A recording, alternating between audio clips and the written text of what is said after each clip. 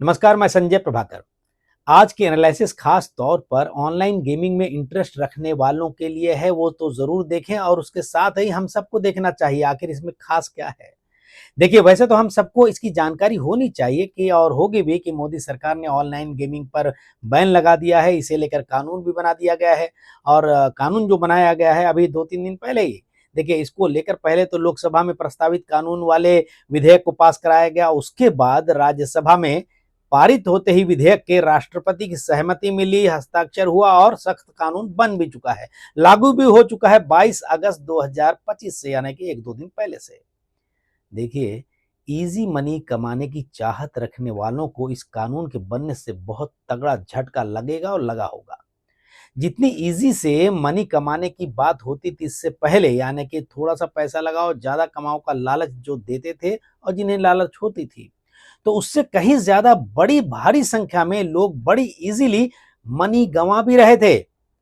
और कमाता कौन था? देखिए, और कमाती थी ड्रीम इलेवन, जंगली रमी जैसे गेमिंग ऐप चलाने वाली कंपनियां। जबरदस्त, हजारों रुपए नहीं, लाखों रुपए नहीं, करोड़ों में भी नहीं, अरबों रुपए साल में कमा रही थी।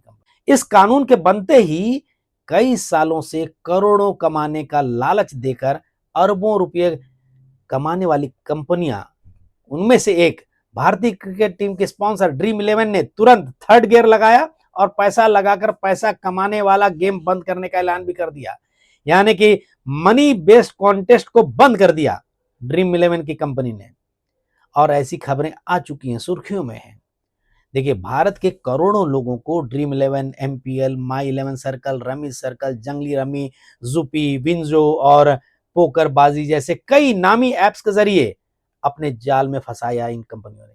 ऑनलाइन जुए में अगर हजारों की संख्या में, ऑनलाइन जुआ ही कहा जाएगा इसे, देखिए ऑनलाइन जुए में अगर हजारों की संख्या में लोगों ने हजारों रुपये गंवाए होंगे या जीते होंगे, अगर हजारों में जीते होंगे तो करोड़ों लोगों ने हजारों और लाखों रुपए भी गंवाए भी होंगे। और कई लोग ऐसे भी होंगे जो कि करोड़ों रुपए गंवा चुके होंगे, बर्बाद हो चुके होंगे। कई लोग कंगाल हो गए, ऐसी खबरें आई हैं।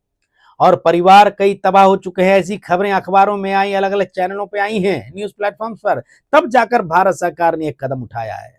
और देखिए, इस जाल को, मतलब इस जाल में आम जनता को फंसाने के लिए चेहरों के रूप में देश के सबसे बड़े स्टार्स इस्तेमाल हुए।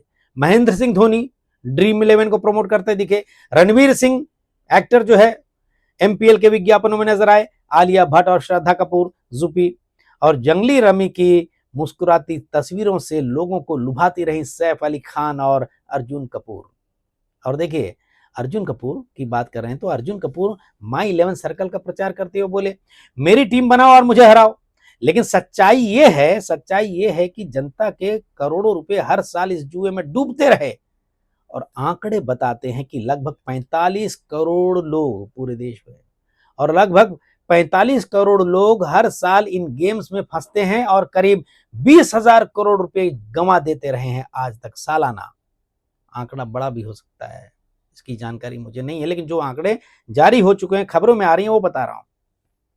और देखिए, रिपोर्ट्स बताती हैं कि करीब 4 अरब डॉलर का ऑनलाइन गेमिंग का बिजनेस रहा है ये सालाना, 4 अरब डॉलर सालाना, ईयरली। जिसमें बहुत बड़ा हिस्सा मनी बेस्ड कॉन्टेस्ट, यानी कि ये जो जुए की तरह खेला जाता रहा है, अभी तक खेला जाता रहा था, वो रेवेन्यू हो रहा था। और सरकार को भी इससे टैक्स मिल रहा था जीएसटी के तौर पर, बहुत बड़ी रकम में। खैर, कड़े कानून की कमी की वजह से जड़ पर चोट करना मुश्किल भी हो रहा था सरकार को, कि जुआ बताया जा रहा था, इस पे कई लोग आरोप लगा रहे थे। लेकिन सरकार जब कार्रवाई करती थी, पुलिसिया कार्रवाई होती थी, प्रशासन का डंडा चलता था, लेकिन अदालत में जाके वो छूट जाते थे वो कंपनियां की, भाई वो बोलते थे स्किल बेस्ड है। अब बताइए, यही वजह है कि सरकार को बहुत कड़े कानून की जरूरत थी और सरकार को कड़ा कदम उठाना पड़ा। और ये संसद ने regulation and promotion of online gaming act 2025, यानी ऑनलाइन गेमिंग रेगुलेशन और प्रमोशन अधिनियम 2025 पास कर दिया गया। कानून बन चुका है, लागू भी हो चुका है।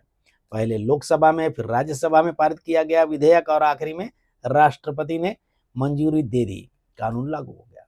इस कानून ने पूरे गेमिंग इंडस्ट्री का नक्शा ही बदल दिया रातों रात। देखिए, अब इस कानून के लागू होते ही नियम भी साफ कर दिए गए हैं।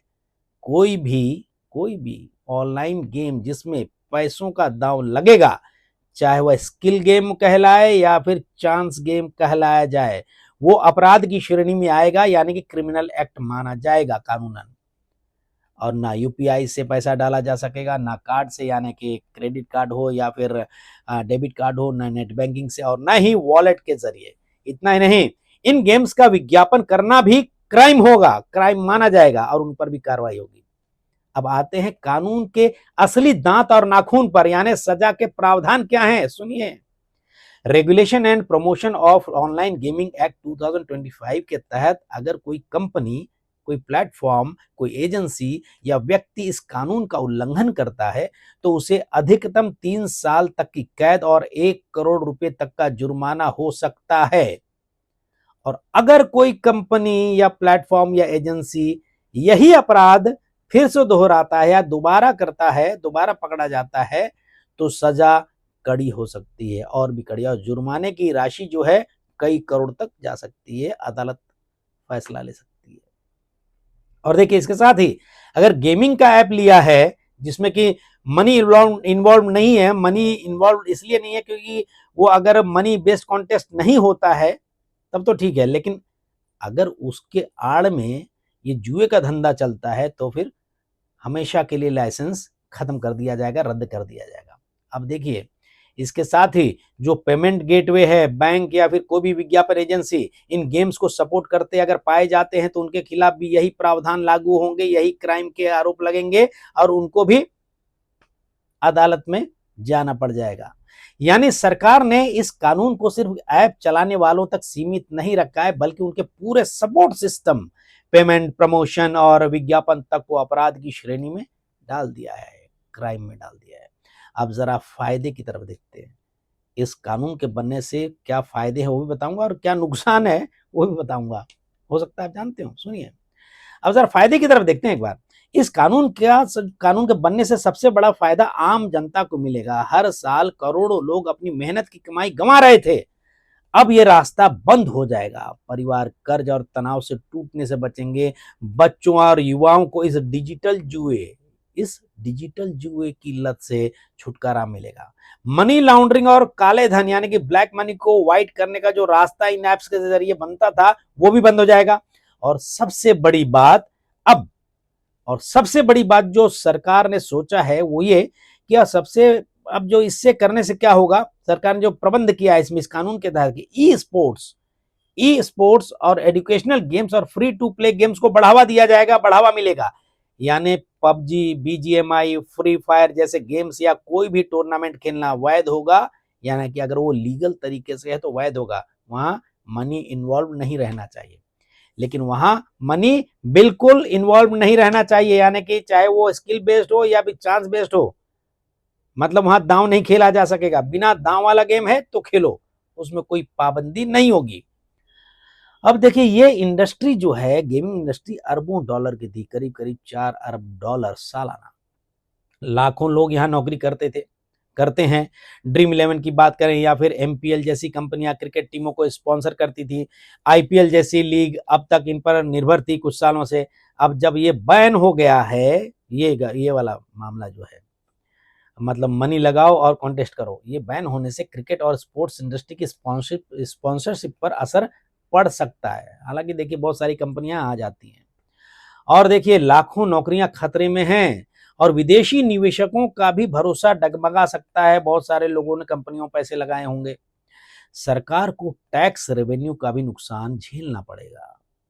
लेकिन सरकार का कहना है कि जनता की भलाई और समाज की सुरक्षा टैक्स रेवेन्यू से कहीं बहुत ज्यादा बड़ी है।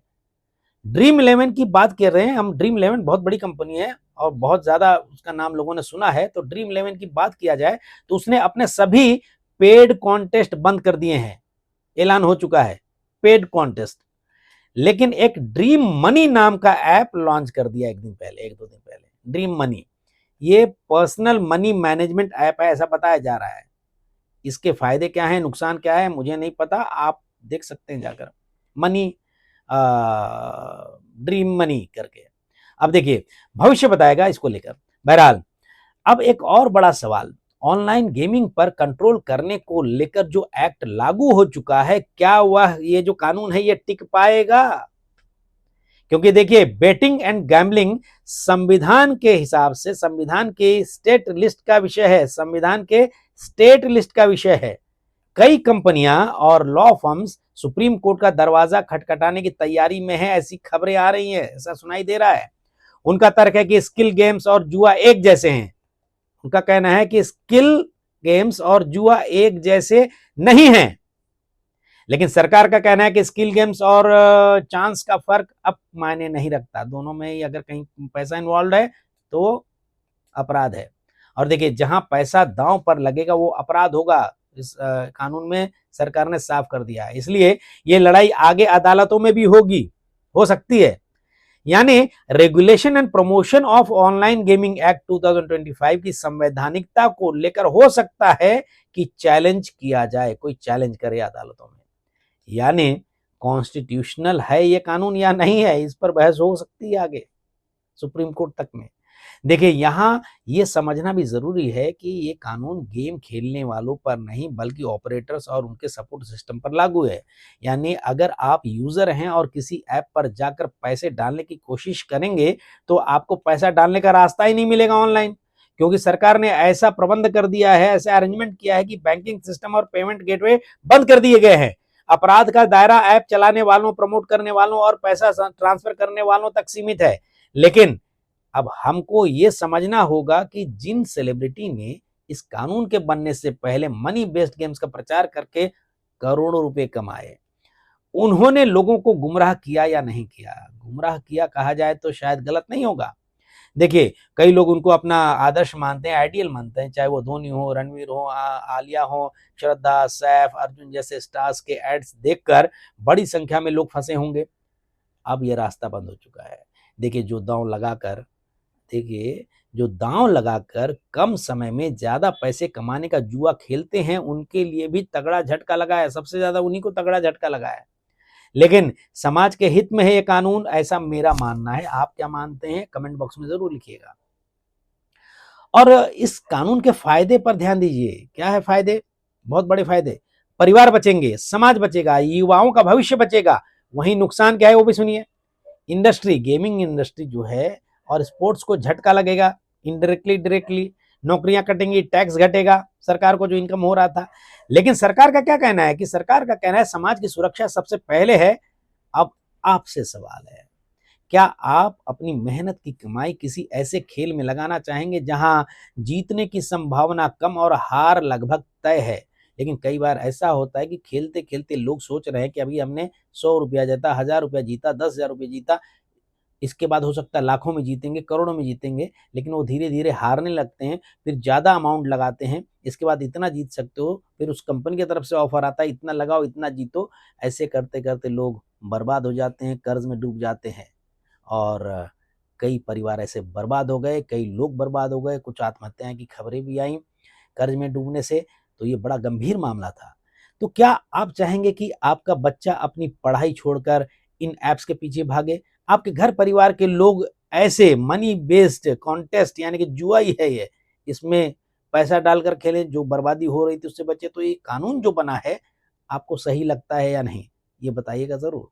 और देखिए, आपकी फैमिली हर महीने बिल भरने की जगह कर्ज चुकाती रहे, अगर कोई इसी के लिए कर्ज लेता रहे तो कितना गंभीर बात है, कितनी गंभीर बात है। हमें याद रखना चाहिए कि अब ये कानून कहता है ऑनलाइन मनी गेमिंग अपराध है, यानी क्राइम है, और 3 साल तक की कैद और 1 करोड़ रुपए का जुर्माना जो कि इसको प्रमोट करेगा, चलाएगा, ऑपरेट करेगा। और यह सिर्फ कंपनियों के लिए नहीं है बल्कि उनके पूरे नेटवर्क के लिए है। पेमेंट, प्रमोशन और विज्ञापन, मतलब एडवर्टीजमेंट तक के लिए जो भी इससे जुड़ा होगा सब इसके दायरे में आएगा क्राइम के। तो मैसेज साफ है, अब खेल सिर्फ खेल रहेगा, जुआ नहीं रहेगा। तो इस एनालिसिस पर आप अपनी राय कमेंट बॉक्स में जरूर दीजिएगा, क्योंकि देखिए, आपकी राय से खबरों की दुनिया में क्रांति आ सकती है और देश की दशा और दिशा दोनों बदल सकती है। नमस्कार।